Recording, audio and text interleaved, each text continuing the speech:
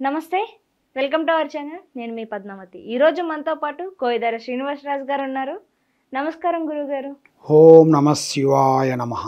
గురుగారు, శ్రీ విశ్వావసునామ సంవత్సరం అనేది బ్రహ్మం గారి కాలజ్ఞానం ప్రకారం మనకి చూసుకుంటే ఈ 2025 సంవత్సరం అసలు ఎలా ఉండబోతుంది అంటారు?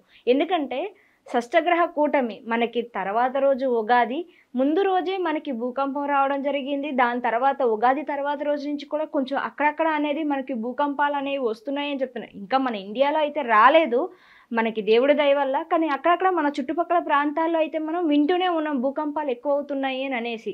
అయితే ఇది ఒక రకంగా ఉంటే ఇంకా మరి ఏం జరుగుతుందంటారు? అసలు ఇంకా ఎటువంటి విపత్తులు చూడాల్సి వస్తుందంటారు ఈ సంవత్సరం అంతా కూడా మనం? మా శ్రీ విశ్వవసునామ సంవత్సరంన ఈ విశ్వములో అనేది అంతా మంచి జరుగుతుందమ్మా. కాబట్టి ఇప్పుడు విధానం కొంచెం మారిన దాని వలన ఇప్పుడు విషయం ఏమిటంటే టైం టు టైం ఏది జరగట్లేదు. ఈ ఎండాకాలంలో వర్షాలు కూడా కొన్ని ఎదురవుతున్నాయి.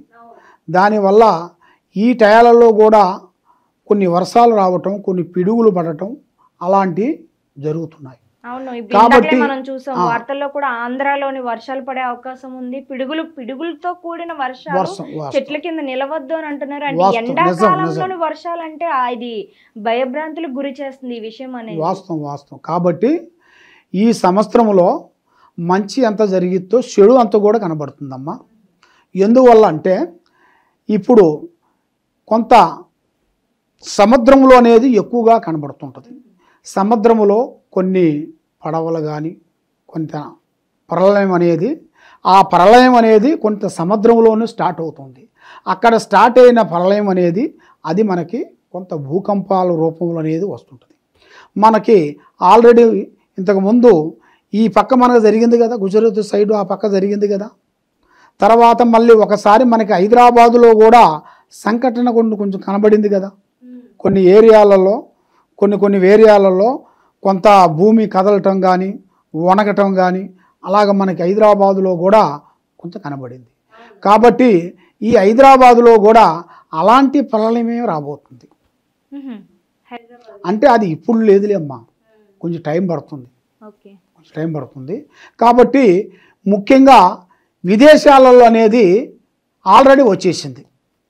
ఆల్రెడీ పెద్ద బిల్డింగులు కూలిపోయినాయి, భూమి వణికింది. కాబట్టి ఆ భూదేవతకి బరువు అనేది ఎక్కువైపోయింది. అంటే ఆడపిల్లకి ఎంత ఓర్పు ఎంత నిదానం ఉంటుందో అని చెప్తారో ఆ భూదేవతకు కూడా అంత ఓపిక ఉంటుంది కదమ్మా. ఆ ఓపిక నశించినప్పుడు ఇలాంటి సంఘటనలు జరుగుతుంటాయి. దాని తర్వాత కొంత బంధుమిత్రుల్లో కానీ అక్క చెల్లెల్లో కానీ వాళ్ళకి కొన్ని సంఘటనలు కూడా మనం చూస్తుంటాం. కొంతమంది లేనిపోయిన కొన్ని లింకులు పెట్టుకుంటుంటారు. అంటే ఒక అల్లుడిని కలుసుకోవటం, తర్వాత బిడ్డ తండ్రితో తప్పు చేయటం, ఇలాంటి సంఘటనలు మనం వింటున్నాం. అలాంటి ఈ మానవులు అందరూ కలిసి కొంత జాగ్రత్త తీసుకోకుండా ఏం కాదులే అన్నట్టుగా ఎవరి సక్కన వాళ్ళు పాటించుకుంటూ పోతే ఇంకా ప్రళయం వచ్చే మార్గాలు కూడా పెద్ద ప్రళయాలు కూడా వచ్చే మార్గాలు ఉన్నాయి. కాబట్టి ఆ ప్రళయాలు రాకోకుండా ఉండాలి అంటే మనం కొంత శాంతం చేయాలి, కొన్ని పూజలు చేయాలి, తర్వాత కొన్ని గుళ్ళు కట్టాలి, తర్వాత కొన్ని గురువులు పెద్ద గురువులను పట్టుకొని మనకి ఆది శంకరాచార్యులు గురువు గారు ఉన్నారు కదమ్మా, అలాగా తర్వాత దత్తాత్రేయ గురువు గారు చాలా పెద్ద గురువులు ఉన్నారు కదా. అలాంటి గురువుల దగ్గరికి వెళ్ళి మరి తర్వాత మన చిన్నజీ స్వాములు వారు ఉన్నారు కదా, అలాంటి గురువులు. ఎందుకంటే మనకి పీఠాధిపతులు ఆ పీఠాధిపతులు మన భారతదేశము బాగుండాలి, మనం మంచిగా ఉండాలని వాళ్ళు ఎన్నో హోమాలు చేస్తూ ఎన్నో పూజలు చేస్తూ ఎన్నో చేస్తుంటారు వాళ్ళు.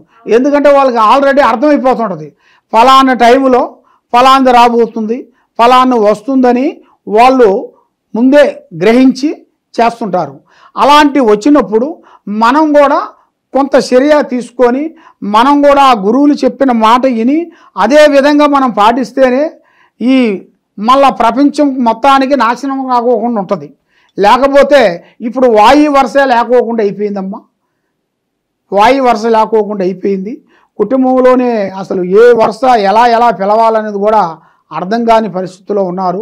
కాబట్టి ఈ తప్పు జరిగినా కొద్దీ ఆ భూమాత కరుణించదు.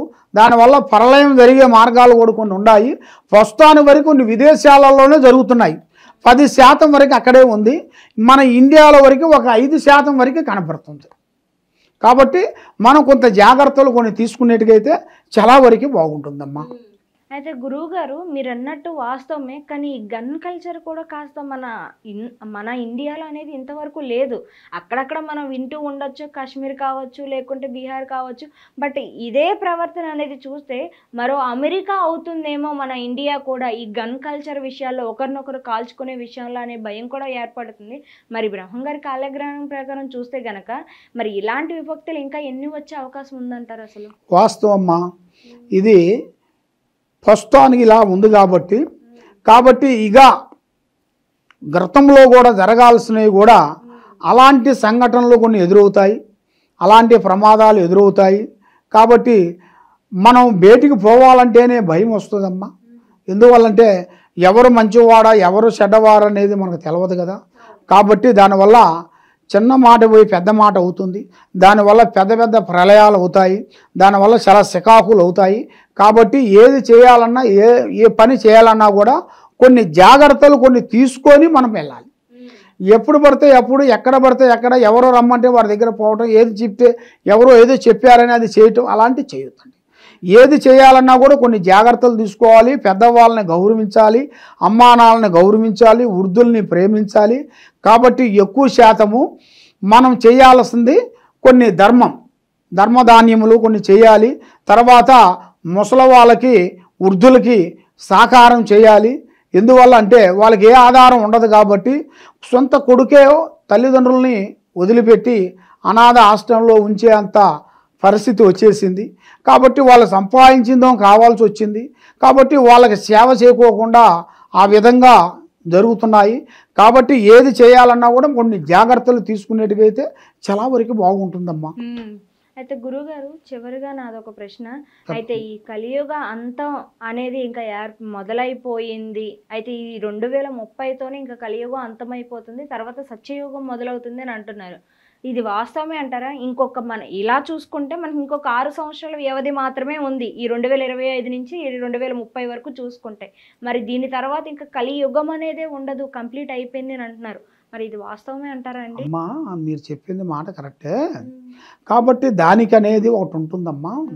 కాబట్టి అది కొంచెం టైం ఉంది, ఇంకా కొన్ని సంవత్సరాల టైం, 30 సంవత్సరాలు అయిపోయిన తర్వాత అప్పుడు తప్పకుండా అది అయ్యే మార్గాలు కూడా ప్రళయం వస్తాయి. ఆ ప్రళయం వల్ల భూమండలం మొత్తం కదలిక మారిపోతుంది. అర్థమవుతుందా? ఈ భూమి మనకి ఎలా తిరుగుతుందనేది ఎంత సత్యమో అమ్మా, అదే విధంగా ఆ కొన్ని ప్రళయాలు, కొన్ని భూకంపాలు కొన్ని వస్తాయి. దానివల్ల జనాభా కూడా చాలా వరకు ఆ వీరబ్రహ్మంగారు చెప్పినట్టుగా ఈశాన్యం నుంచి కొంచెం విశ్వగాలులు వచ్చినాయా, ఆ విశ్వగాలులతో జనాలంతా మరణం పొందేనాయా అన్నట్టుగా మనకి ఆల్రెడీ వైరస్ కూడా ఇంతకుముందు వచ్చింది కదమ్మా. ఇంతకుముందు కరోనా వైరస్ వచ్చింది కదమ్మా. ఆ కరోనా వైరస్లో ఎంతమంది చనిపోయారు. ఆ విధంగా అలాంటి ఇంకా కొన్ని వచ్చే సిచ్యువేషన్లు కూడా కొన్ని కనబడుతున్నాయి. కొన్ని జంతువుల మీద ఇప్పుడు కొన్ని రాబోతున్నాయి. ప్రస్తుతానికి వరకు జంతువు రూపంలో కొన్ని రాబోతున్నాయి. ఇప్పుడు ఆ జంతువు రూపం వచ్చిన తర్వాత అప్పుడు మానవ రూపంలో రాబోతున్నాయి. ఆ మానవ రూపం వచ్చిన తర్వాత ఫస్ట్ జంతువులు మొత్తం నాశనం అయిపోతాయి. జంతువులు, చెట్లు అవన్నీ మొత్తం క్లోజ్ అయిపోతాయి. అవి అయిపోయిన తర్వాత మానవ రూపంలోకి వచ్చేస్తుంది. అప్పుడు మనకి ఈ మొత్తం ఈ భూమండలం మొత్తం నాశనానికి ఎదురవుతుంది అని వీరబ్రహ్మంగారు చెప్పారు. అదే విధంగా జరుగుతుంది. కాబట్టి అది సత్యం. చాలా చక్కగా వివరించారు గురువు గారు. అయితే బ్రహ్మంగారి కాలజ్ఞానం ప్రకారం చూసుకుంటే గనక మంచి ఎంత ఉందో చెడు అంతే ఉంది మీరు చెప్పినట్టుగా. కానీ ప్రస్తుతం ఉన్న సిచ్యువేషన్లో ప్రతి ఒక్క పరిస్థితి కూడా మానవుణ్ణి భయపెట్టే విధంగానే ఉన్నాయి. మరి రానున్న రోజుల్లో ఏం జరగబోతుంది అనేది కూడా మనం వేచి చూడాల్సి ఉంది. కానీ ఇంత చక్కగా వివరించినందుకు మీకు కూడా ధన్యవాదాలు. ఓం నమః శివాయ నమః. మీకు ఎటువంటి సమస్యలు ఉన్నా, కుటుంబం కావచ్చు, విద్య, ఉద్యోగ, వ్యాపారం ఇలాంటి ఎన్ని సమస్యలు ఉన్నా కూడా ఆ సమస్యలన్నిటికీ కూడా పరిష్కారం కోయదర శ్రీనివాసరాజు గారు చూపిస్తారు. మరి కింద ఉన్న నెంబర్కి కాల్ చేసి మీ సమస్యలకు పరిష్కారం తెలుసుకోగలుగుతారు. ధన్యవాదాలు.